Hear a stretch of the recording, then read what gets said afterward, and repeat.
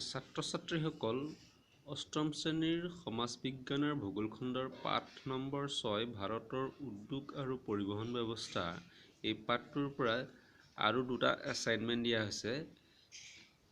3 number এছাইনমেণ্টটো হৈছে ভাৰতৰ পথসমূহৰ ব্যৱহাৰৰ ভিত্তিত স্থল পথসমূহক কেইটা ভাগত ভাগ কৰা হৈছে চমুৱাই লিখা।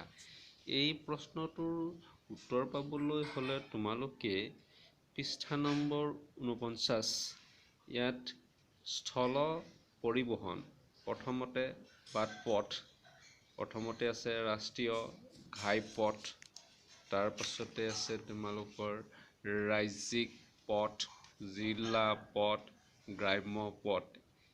এই দফাবিলাকত থকা কথাখিনি হুবহু লিখিলেই 3 নম্বৰ এছাইনমেণ্টটো কৰা হ'ব।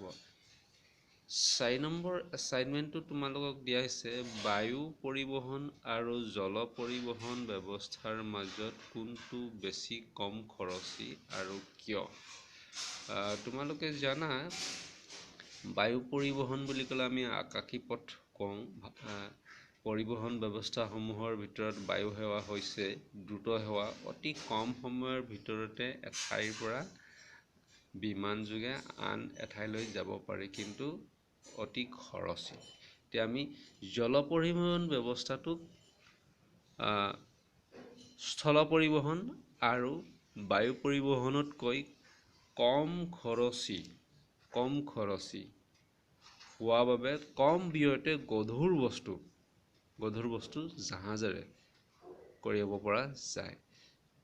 আৰু তাত লিখিব পৰা জল পৰিবহণ ব্যৱস্থা অতি নিৰাপদ আৰু স্থলপথত থকা বাধা জল পৰিবহণ ব্যৱস্থাত নাই। সেইকাৰণে কোৱা হয় বাধাহীনভাৱে চলাচল কৰিব পাৰে। গতিকে এই দুটা দফা তোমালোকে পঢ়ি ইয়াৰ তুলনা কৰি লিখিলে হ'ল। আমি পাম যে জল পৰিবহণ ব্যৱস্থা আটাইতকৈ নিৰাপদ আৰু কম খৰচী।